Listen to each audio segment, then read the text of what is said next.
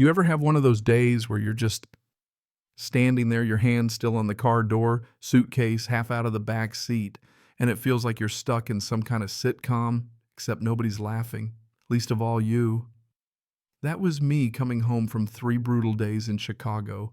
Sales conference, hell, bad hotel, coffee, forced karaoke, the whole package, and all I wanted was to walk into my own house, kiss my wife, and pass out on the couch. But nope. That's not what the universe had lined up for me. Because right there on my front porch is a teenage girl, blonde, bright pink t-shirt, ripped jeans, holding my package. Not just any package, but the anniversary gift I'd been tracking for 2 weeks, custom-made watch from Oregon, supposed to be the big surprise for my wife, 10 years married. She's shaking the box like it's Christmas, not a care in the world, and for a second I honestly think maybe it's a mix-up. Maybe she's just dropping it off. But the hope dies quick. Because she looks up, meets my eyes, and gives me this slow, smug little grin. Doesn't move, doesn't offer to hand it over, just stands there on my property, holding my property, and laughs. That's the exact moment my week slid off a cliff into complete chaos. I finally find my voice. "Excuse me," I say, keeping it even.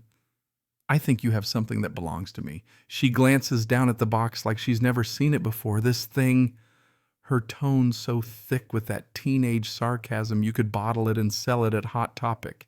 It was just sitting here. Finders keepers, right? There's this flash of anger behind my eyes. She's not even pretending this is a misunderstanding. It's theft. Plain and simple, and she's acting like it's her God-given right. "No," I say, my voice tightening. "Not finders keepers. That's my package. It's got my name on it. Hand it over." I start walking up the driveway, suitcase abandoned, and she watches me, never losing that smirk. She holds out the box like she's going to give it to me, then snaps it back, hugs it to her chest. "I don't think so," she says. "My mom says we got to be careful about new people in the neighborhood. For all I know, you're the one stealing packages." The sheer audacity leaves me speechless. There I am, standing in a suit luggage in hand in front of the house I've owned for 6 months, getting accused of theft by the kid who's literally stealing from me. And right then a white SUV pulls into the driveway next door. Out steps her mother, a vision in expensive yoga pants and that armor-plated blonde hair like she's off to a country club battle. This is the moment I meet Carol, the HOA president, the queen bee. She glances over the scene, looks right through me, and asks Ashley, "What's going on?" The daughter's voice changes instantly. "He's trying to take my stuff, Mom." Now the mother's eyes lock on me. Pure disdain, and she drops the line that kicks off this whole mess. "Of course my daughter took your box. She likes nice things. It's not her fault you people order your junk from the same places." Let me tell you, in that instant, the world just tilted. She'd admitted the theft, justified it with entitlement, and wrapped it up in a neat, ugly bow of racism. It was like taking a master class in the worst of suburban America. I look from her to her daughter, realize these two are a tag team and I've just been tagged in. "Are you serious?" I manage, my voice shaking somewhere between disbelief and rage. "Your daughter is on my porch holding a package addressed to me, delivered to my house, and you're defending her?" "She stole from me." Carol just waves a dismissive hand, giant diamond flashing in the sun. "Don't be dramatic. It's just a box." "Ashley gets packages all the time. She probably thought it was for her." "Honest mistake." I fire back. She admitted, "It was finders keepers." She's laughing about it. "That's not a mistake. That's a crime." Ashley lets out a massive sigh. "Oh my God. Dad." He's like totally freaking out over nothing, and the two of them exchange that look people use to make you feel small. Like this is their world and you're just visiting. Then Carol steps onto my driveway, her voice dropping low. "Listen, I'm the president of this community's HOA. I decide what goes on here. I know what's best for this neighborhood. A man like you making a scene, harassing a teenage girl, that's not what's best. It's a threat, clear as day. She's telling me my rights don't matter here, her kingdom, her rules. I don't care if you're the Queen of England," I shoot back. "Your daughter stole my property and I want it back. and I want an apology. She actually laughs, no humor, just sharp edges. You'll get neither. Now I suggest you go back to wherever you came from, or I'll make your life here miserable. Ashley chimes in, hugs the box tight. You know what, I think I'll go open this. Looks expensive. And she marches into her house package in hand. I'm left standing there, Carol, smiling, like she just scored the winning touchdown. So I pull out my phone and say, that's it. I'm calling the police. Her smile doesn't even twitch. If anything, it grows. You do that, she says. I'd love for you to meet Officer Frank. The way she says his name like it's a magic spell chills me. She's not worried at all. I call 911, give them the rundown. Neighbor's daughter stole my package, mother refusing to cooperate threats, and all the while Carol's just standing there, arms crossed, like I'm a misbehaving child. She's not worried because she knows how the game's played. You really shouldn't have done that, she says after I hang up. You're new here. You don't understand how things work. We protect our own. Frank has known my Ashley since she was in diapers. Who do you think he's going to believe? My only hope is my evidence. So I pull up my doorbell camera footage on my phone. There it is, crystal clear. Delivery driver drops off the box. Ashley snatches it. Minutes later. Slam dunk, right? No cop can ignore that.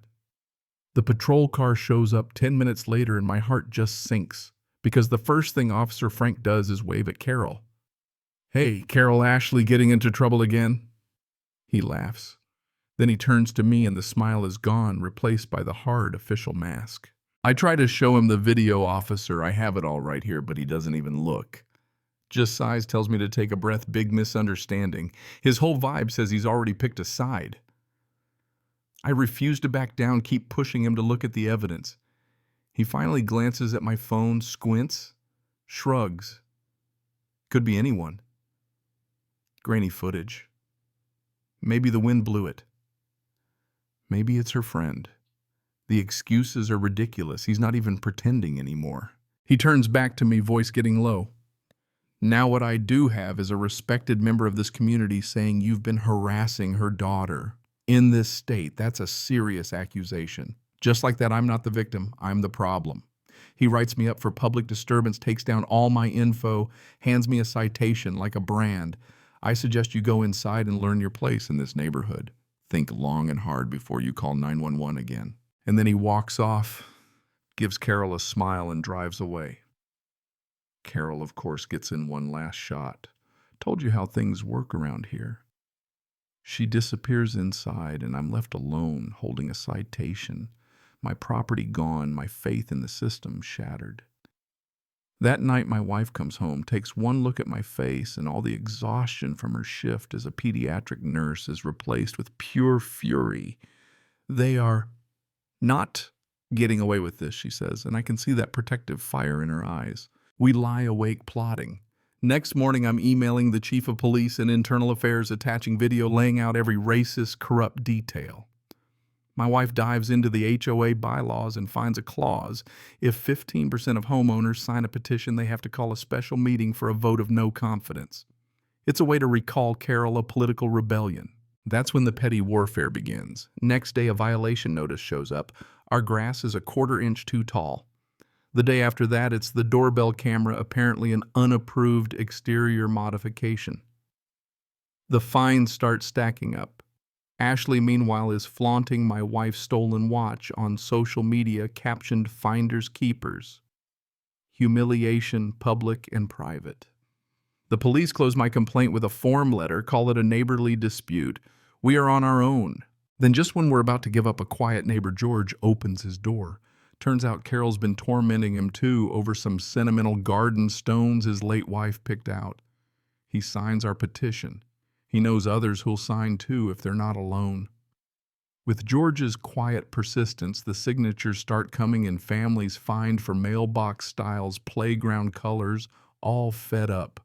At the same time, I dig up my legal insurance from work and meet Ben, a lawyer who lives for David versus Goliath. Ben looks over my evidence and grins. Civil suit, he says. We subpoena Carol, Ashley, and even Officer Frank. He also brings in a PI who uncovers a gold mine. Carol's brother's company has a monopoly on all HOA repairs, double charging for years, funneling HOA money into their own pockets. Embezzlement pure and simple. Word gets out. The trickle of signatures turns into a flood. We file the lawsuit, serve everyone. The day in court is magic. Ben presents the video, the receipts, the social media posts. Carol and Ashley try their just a misunderstanding routine, but Ben tears them apart on cross. Then he calls Officer Frank to the stand and exposes his close relationship with Carol. Family barbecues dropped shoplifting charges. The judge is having none of it. We win full judgment plus costs, and the transcript goes straight to the DA for investigation. That breaks the dam. The next HOA meeting, residents demand Carol's resignation. When the vote comes, it's a landslide. She's out. George is in, and the entire community erupts in applause. Right then, 2 sheriff's deputies walk in and arrest Carol on embezzlement and fraud. Her brother, the contractor, is indicted too. Ashley is sent to juvenile court, gets sentenced to community service, and writes us a limp apology letter. Officer Frank resigns in disgrace, pension gone. The neighborhood heals. George leads with fairness, cancels bogus fines, breaks up the contractor monopoly. People thank us. In the street, say we woke them up, gave them their neighborhood back. The first anniversary after all this, I don't replace the watch we donate to legal aid in my wife's name instead. Years pass. One day I get a letter from prison from Carol. Not an apology, but a confession, a sad, tangled attempt at closure. A year after she dies in prison, her daughter Ashley finds me at a charity event. She apologizes truly and gives my wife a new watch.